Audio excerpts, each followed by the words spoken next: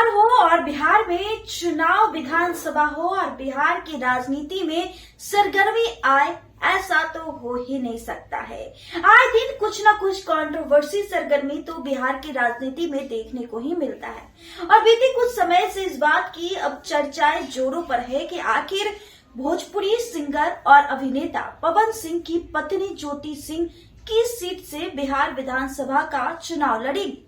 लगातार वो रोहतास के काराकाट में एक्टिव है और कई कार्यक्रम में शिरकत करते हुए जनता का भरोसा जीतने की कोशिश करती देखी गई है। इन सबके बीच ज्योति सिंह ने होली वाले दिन बड़ा ऐलान कर दिया है कि बिहार विधानसभा चुनाव 2025 का चुनाव वह किस सीट से लड़ेंगी।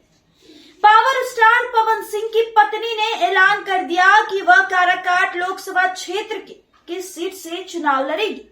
उन्होंने लंबे समय बाद सीट को लेकर अपनी चुप्पी तोड़ी और कहा कि काराकाट के किसी भी विधानसभा क्षेत्र से चुनाव लड़ूंगी। हालांकि किस सीट और पार्टी से किस चुनाव लड़ेंगी यह साफ उन्होंने नहीं बताया है, लेकिन इतना तय है कि ज्योति सिंह काराकाट लोकसभा सीट से 6 विधानसभा सीट में से किसी एक पर अपनी किस्मत आजमाएंगी। बता दें कि पिरिशमन के बाद विक्रमगंज की जगह काराकाट लोकसभा क्षेत्र का गठन हुआ।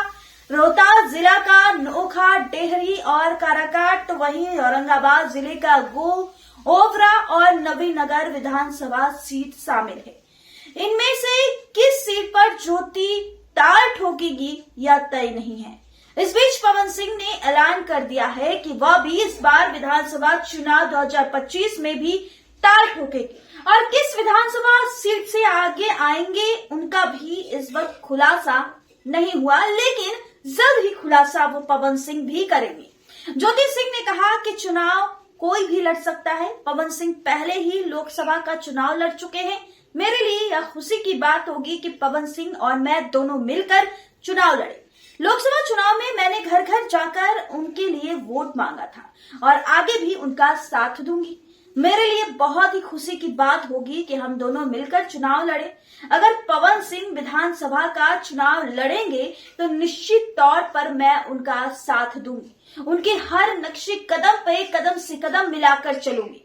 वह जहां भी रहेंगे हमेशा खुश रहेंगे। लेकिन अब देखना काफी लाजमी होगा, क्या पवन सिंह और ज्योति सिंह कि जो चुनावी मैदान में उतरने की जोरों से तैयारी है, क्या बीजेपी उनको साथ देती है या फिर राजद उनको किस्मत आजमाने का मौका देती है। लेकिन भाई, जो भी लोकसभा चुनाव में देखने को मिला, पवन सिंह की काराकाट लोकसभा क्षेत्र पे निर्दलीय खड़ा होने पर, वैसे तो 2 सीटों पर पवन सिंह ने अपनी किस्मत आजमाने की चाही, लेकिन उन दोनों सीट पर जो पूर्व में सांसद थे, दोनों को पटखनी खानी पड़ गई। चाहे आरा लोकसभा सीट की बात कर ले या फिर काराकाट की लोकसभा सीट जो उपेंद्र कुशवाहा की सीट थी, अब दोनों को मुंह खानी पड़ गई।